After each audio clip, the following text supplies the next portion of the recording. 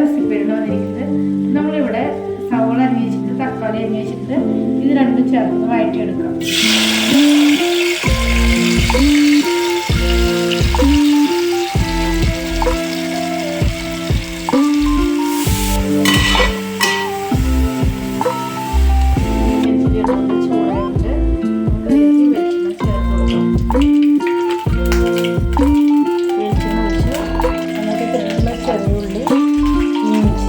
പച്ചമുളക് വേപ്പിടാം.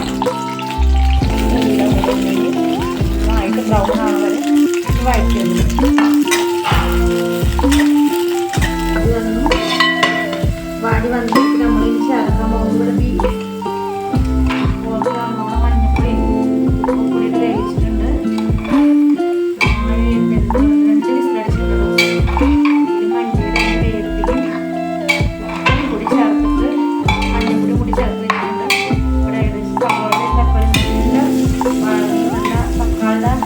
പഴുപ്പൊക്കെ നന്നായി ഇറങ്ങിയിട്ട്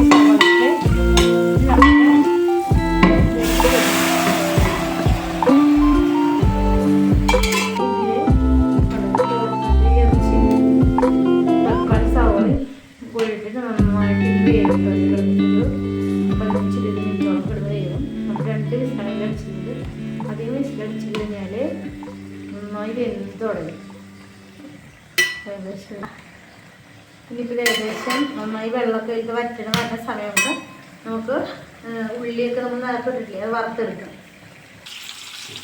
ഏകദേശം ഇതിൽ ഉള്ളി നന്നായി ചുങ്ങി ബ്രൗൺ കളറായിട്ടുണ്ട്.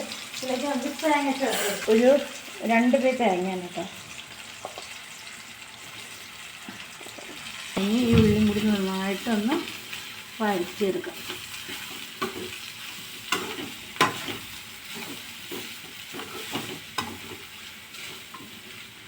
ഏകദേശം ബ്രൗൺ കളറായിട്ടുണ്ട്. പക്ഷേ ഈ ബ്രൗൺ കളർ പോരാ കേട്ടോ, നല്ല ബ്രൗൺ കളർ വേണം.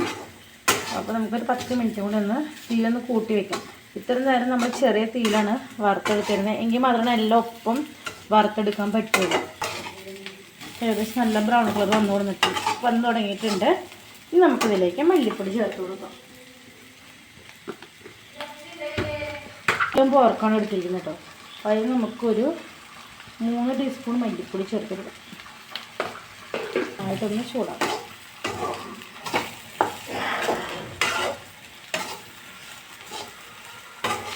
ഒരു 2 ടീസ്പൂൺ കുരുമുളക് ചേർത്ത് കൊടുക്കാം.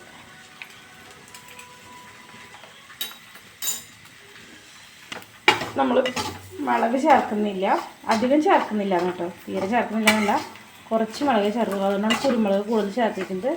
അതുപോലെ തന്നെ ഗരം മസാല പൊടിക്കാത്ത കൂടി ചേർത്ത് കൊടുക്കും.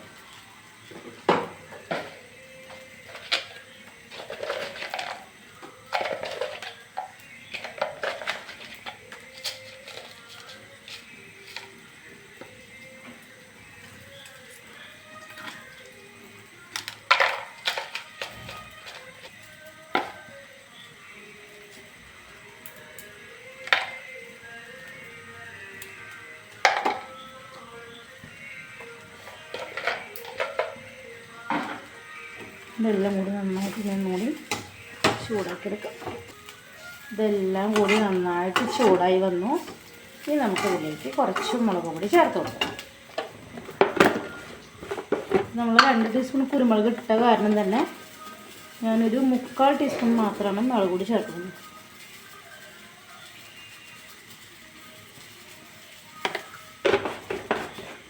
ഒരു 5 മിനിറ്റ് ചേർക്കണം കേട്ടോ. മുളക് നന്നായിട്ടൊന്ന് മൂക്കണം, അപ്പോഴാണ് ഇതിൻ്റെ ഭംഗിയുള്ളത്. ഇത് ബിഗിനേഴ്സൊക്കെ ഉണ്ടാക്കുകയാണെന്ന് വെച്ചെങ്കിൽ നമുക്ക് ഈസി ആയിട്ട് ചെയ്യാൻ പറ്റും. പിന്നെ അത് കൂടാതെ തന്നെ നമുക്ക് എല്ലാവരും മുന്നിൽ ഷൈൻ ചെയ്യാൻ പറ്റും കേട്ടോ. ഏകദേശം ഇപ്പോൾ പോർക്ക് വെള്ളമൊക്കെ വറ്റിയിരിക്കുകയാണ്. നമുക്ക് ഇറച്ചി വെന്തോ നോക്കി നോക്കാം കേട്ടോ. ഇല്ലെങ്കിൽ നമുക്കൊരു 1/2 ഗ്ലാസ് വെള്ളം ഒഴിച്ച് കൊടുക്കേണ്ടത്. ഞാൻ മെയിനായിട്ട് ചെയ്യുന്നത് ഈ വീഡിയോ ബിഗിനേഴ്സിന് വേണ്ടിയിട്ടാണ്. ഏകദേശം വേവ് കുറവാണ്. ഒന്നും കൂടി ഈ ഉള്ള വെള്ളം ഒഴിച്ച് കൊടുത്തിട്ട് നമ്മൾ പോർക്ക് കഴിച്ച് വെള്ളം മാത്രമേ ഉള്ളൂ. നമുക്കൊരു 1/2 ഗ്ലാസ് കൂടി വെള്ളം ഒഴിച്ച് കൊടുക്കാം. ഇതെന്താ വെച്ചാൽ ഇതിൽ വെള്ളരിച്ച് കുറവാണ്, ഫുള്ള് ചുവപ്പരിച്ച് മാത്രമേ ഉള്ളൂ. ചേർത്ത് കൊടുക്കണം കേട്ടോ. 10 മിനിറ്റ് തുറന്നാക്കി. അപ്പോൾ അത് വെള്ളം വറ്റിയിട്ടില്ല. നമ്മളൊന്നും കൂടി മറിച്ചിട്ട് കൊടുക്കാം. അതായത് മുകളിലെടുക്കുന്നതൊക്കെ താഴേക്കായിട്ട് ഒന്നുകൂടി മൂടിയിടാം. നന്നായി ഇപ്പോൾ വെന്തു. നമ്മൾ നേരത്തെ തക്കാളി സവാളയൊക്കെ മസാല അതായത് അതിൻ്റെ മസാല തക്കാളി സവാളയൊക്കെ നന്നായി പിടിച്ചു. ശേഷം തക്കാളി സവാളയുടെ മസാലയൊക്കെ ഇത് നന്നായി പിടിച്ച് വന്നിട്ടുണ്ട്. നന്നായി വറ്റി കണ്ടോ. പിന്നെ കളറിന് നല്ല ഭംഗിയുള്ളൊരു കളറായിട്ട് നമ്മൾ വേറെ ഒന്നും ചേർത്തിട്ടില്ല. ഇത് നല്ല ഭംഗിയുടെ കളറായിട്ടുണ്ട്. നമുക്ക് അതിന് ശേഷം നമ്മൾ നല്ല തേങ്ങ ഇതിലേക്ക് ചേർത്തുള്ളത് അതിലെല്ലാം കേട്ടോ.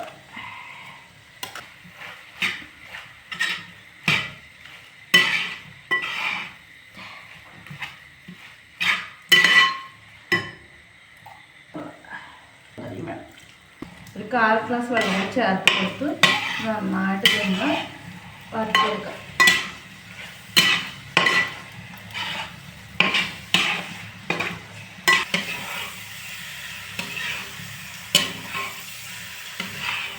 നമ്മൾ അടിപൊളി പോർക്ക് ഇറച്ചി തയ്യാറായിരിക്കുകയാണ്.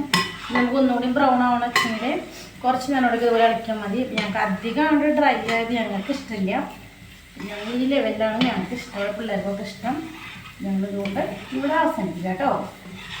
നിങ്ങൾക്ക് ഈ വീഡിയോ ഇഷ്ടമായ ലൈക്ക് ചെയ്യുക, ഷെയർ ചെയ്യുക, കമൻറ്റ് ചെയ്യുക, സബ്സ്ക്രൈബ് ചെയ്യുക.